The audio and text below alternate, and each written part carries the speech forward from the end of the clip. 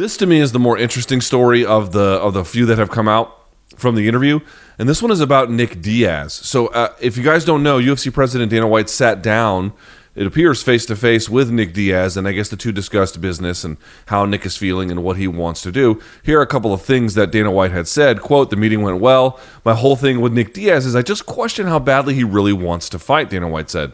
"We got together, we had a great conversation, talked about a possible comeback for him. I just don't know. We'll see how it plays out this summer and the rest of the year."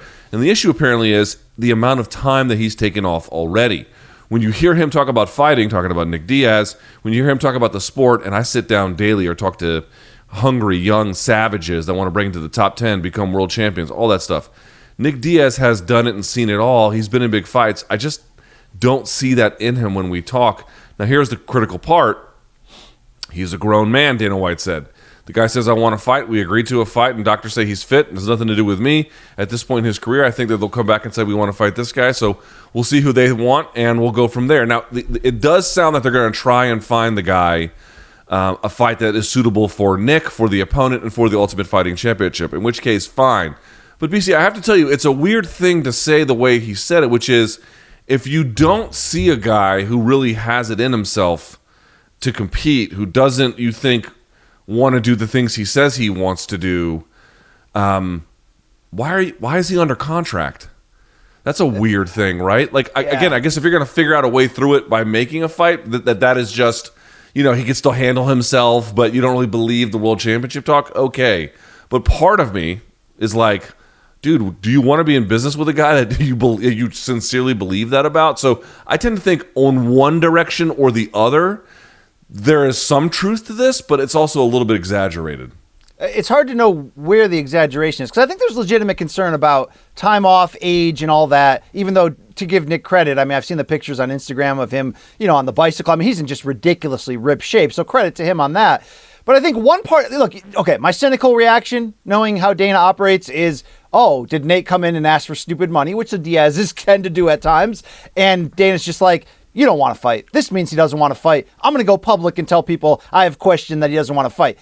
That's a Dana move that we've seen before. So let's not act like that's not potentially in play. But let's also add in the part that even at their prime and best, the Diaz's are not easy to negotiate with, which is why Nate, following 2 fights against Conor in which he became a household name, took the next 3 years off because they never could come to any kind of agreement or terms on opponent and money and regular flowing conversation. So that also has to be a part of this. But to your point, Luke, if you are Dana and you do have questions about his, credibility being in there at this point, then just let him go. Let's not delay this any longer. He's done business for you in the past, right? He's also just been lingering for a while. Cut him loose and let him see on the open market if he can make some fun old guy fights. We had Dan Hardy, the ex-UFC fighter and broadcaster who's trying to get out of his UFC deal, just tweeted out, I think this morning, that, hey, Dana White and company, let Nick go.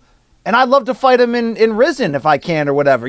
Let Nick go. And if he's going to go to Bellator or PFL or anybody and just make a fun fight because he just, he wants to do it again, he wants to end his career on his own terms, that's great. But we do have to understand, as much as the other leagues have caught up with UFC to a certain degree, especially on the highest level, not necessarily depth, though, top to bottom, I mean, the UFC is still the major leagues in a lot of ways for a reason. So if Nick's not major league worthy anymore, and Dana knows that, maybe in light of other sad endings of late, then let the guy go. What are we doing here? Are we still holding on to him so nobody else gets him? Let him go. Here's my theory on this.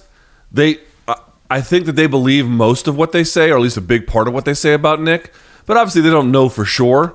I think they want to give him one, and if he looks super bad, then they'll be like, we can release this guy, and maybe he has 1 or 2 big fights for somebody else in a very favorable matchup, but we don't really care. Or he comes out and looks way better than they think he does, or he might, and they're like, okay, all right, this is absolutely something we can work with and find a way to, however many of these we can string together, let's do it. Because, dude, let's be real about this. How old is Nick Diaz? 30 what? 34, 35? A little older than that, 30. Maybe 36?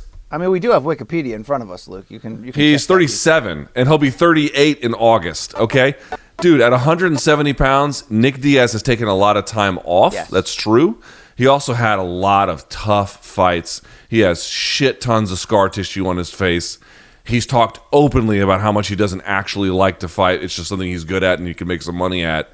Dude, at 38 years old, this is the last chapter to have big fights. This is it. Unless he does the celebrity, exhibition thing, if that's even still around in a couple of years. So that's where I'm out of this one. I think the UFC will happily let him go once they realize they can only squeeze out a couple of extra big fights from him somewhere else. Imagine if Nick ended up being the one to take Jake Paul's O. Like, imagine if, somebody, we never knew it was going to be Seth Petrozelli that was going to jab knock out Kimbo, right? Somebody's going to pop that Jake Paul cherry. I wonder if it's if it's going to be Nick Diaz someday. But I think, look, Paul Semtex Daily, oh, by the way, in the last 12 hours, cool breaking news into the at Morning Combat newsroom that he's going to fight, Jason Jackson in a key Bellator welterweight bout on the undercard of Lima Amasov. So that's like a good welterweight title bout. Who knows, Paul Daly at this aging point of his career could stumble into a title shot for all we know. But wouldn't you want to see Nick Diaz, Paul Daly too? Isn't that like the perfect kind of fight?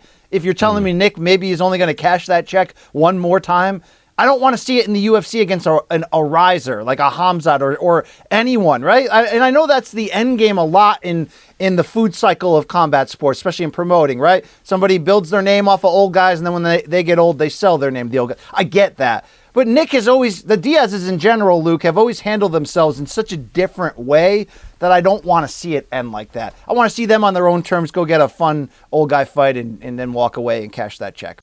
When unbeaten champions collide, this is not a fight for the faint of heart. Expect all action. A fearless attack to win at any cost. Oh! And a fight destined to be an all-out war. I am the end. Toe-to-toe we go! Luis Neri and Brendan Figueroa clash for the world title. This action is going to be en fuego. This is the end.